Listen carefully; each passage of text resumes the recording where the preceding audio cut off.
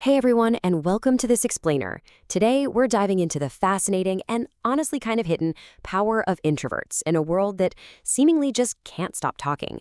If you have ever felt completely overwhelmed in a loud room, or maybe you're someone who loves the spotlight but constantly wonders why your quiet colleagues operate the way they do, well, you are definitely in the right place. We are going to unpack some truly eye-opening insights today. Normally, our society hands the microphone straight to the loudest person in the room, right? But today, we're flipping the script. We are using it to amplify the profound value of quiet, reflective thinkers. We're going to explore how society often massively overvalues extroversion, and why undervaluing our quieter counterparts is actually a huge missed opportunity for all of us. Think about this striking historical contrast between Rosa Parks and Martin Luther King Jr. On December 1st, 1955, Rosa Parks, a woman described as soft-spoken, sweet, and small in stature, showed quiet fortitude by uttering a single word, no. She refused to give up her seat on a segregated bus, and that quiet defiance ignited a 381-day boycott. But here's the thing, her quiet courage was perfectly complemented by Martin Luther King Jr.'s booming oratory and crowd-moving presence. He had the voice to thrill the crowd, she had the radical humility to stand her ground. It's absolute proof that world-changing power requires both of these complementary traits working together. Despite the clear historical necessity of both loud and quiet strengths, our source material makes a really provocative argument. It argues that modern society pushes us into a remarkably narrow range of personality styles. We're basically told that to be great, you must be bold.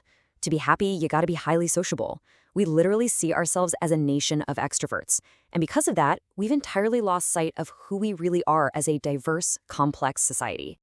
The root of this whole imbalance is what we call the extrovert ideal. It's this omnipresent belief that the ideal self is gregarious, alpha, and perfectly comfortable in the spotlight.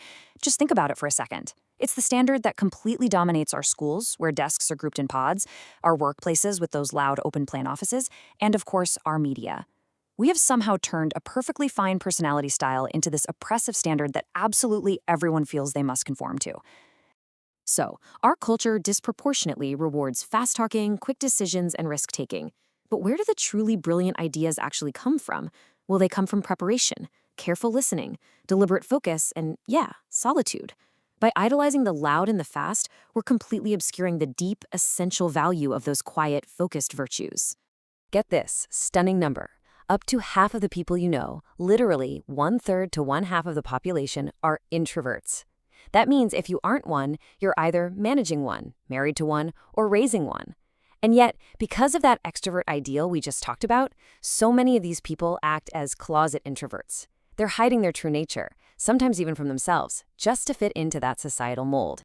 Society's bias runs so deep that it actually clouds our judgment. Fast talkers are almost instantly perceived as smarter, more competent, and even better looking. But here's the kicker, and it's a big one. There is absolutely zero correlation between the gift of gab and good ideas. Speed and volume do not equal intelligence. We're literally tricking ourselves into following the loudest voices rather than the wisest ones. And we desperately need these quiet minds to drive culture forward. I mean, we're talking about the theory of gravity by Sir Isaac Newton, the theory of relativity by Albert Einstein, the personal computer, Google, co-founded by Larry Page, Harry Potter by J.K. Rowling. Without their deliberate focus and their preference to carefully consider stimuli rather than just rushing to engage with it, society would literally be missing gravity, relativity, modern search engines, and Hogwarts. Neither the theory of relativity nor Peter Pan was dashed off by a party animal, that's for sure. All right, Section 1, Redefining the Introvert. It is absolutely vital that we separate two terms that are constantly getting mixed up. Introversion is simply a preference for lower stimulation environments. It just means you recharge your batteries by being alone, or maybe sipping wine with a close friend instead of shouting over music at a loud party. It's not inherently painful. Shyness, on the other hand, is the painful fear of social disapproval or humiliation. So introverts aren't necessarily afraid of people, they just don't want to be totally overstimulated by them. And it's not totally black and white either. As the pioneering psychologist Carl Jung noted back in 1921, there is no such thing as a pure extrovert or a pure introvert. He actually joked that such a person would belong in a lunatic asylum. Human personality is gloriously complex. This means you can be a highly anxious, shy extrovert like Barbra Streisand, who has this huge personality but paralyzing stage fright. Or you can be a perfectly calm introvert like Bill Gates, who mostly keeps to himself but is totally unfazed by the opinions of others. Moving right along, Section 2, Quiet Strength in Action. Picture this scenario for a second. A young, quiet, daydreamy lawyer named Laura is facing down 9 aggressive investment bankers in tailored suits. These bankers were tossing out wildly intimidating ultimatums, basically telling her clients they'd be lucky simply to accept the bankers' terms. Laura felt completely out of her element. She thought she was way too unassuming and too cerebral for a showdown like this. She naturally assumed she needed to be bold and pound the table to win. But instead of banging on the table, Laura utilized what was later called negotiation jujitsu. Step 1, she over-prepared the facts. Step 2, she started asking steady, constructive questions like, what are your numbers based on? Or, what if we structure the loan this way? Step 3, she actually listened carefully to their answers. And step 4, she maintained a calm, completely unbudgeable decorum. She never raised her voice once. She relied entirely on her natural introvert strengths. And the result? Her totally authentic, gentle approach not only saved the deal, but it completely disarmed the room. The aggressive bankers stopped their dominance posing and actually started having a real conversation. In fact, the lead banker even called her later to say they wanted to hire her law firm, admitting, "We need someone who can help us put deals together without letting ego get in the way."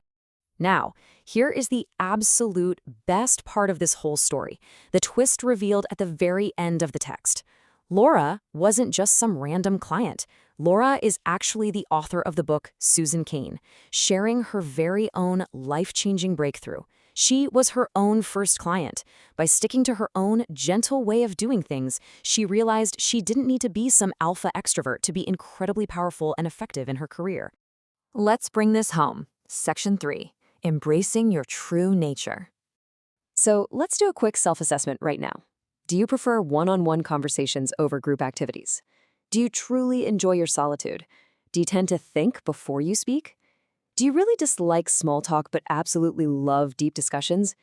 Do you feel totally drained after being out and about, even if you are having a genuinely great time? If you find yourself nodding yes to these points, you aren't antisocial and you definitely aren't broken.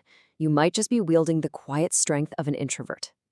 As we wrap up this explainer, I really want to leave you with this final, empowering thought.